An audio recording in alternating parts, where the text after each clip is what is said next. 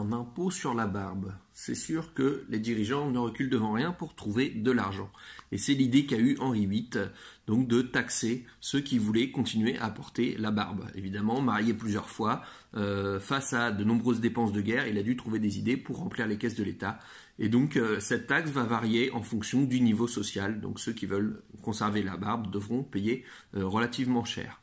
Sa fille, Élisabeth Ier, va conserver cette taxe, mais elle va l'appliquer uniquement à ceux qui auront une barbe de plus de 2 semaines, donc pour essayer de réguler un petit peu mieux. Cette idée va être reprise par le tsar, donc Pierre le Grand, qui va fonder Saint-Pétersbourg.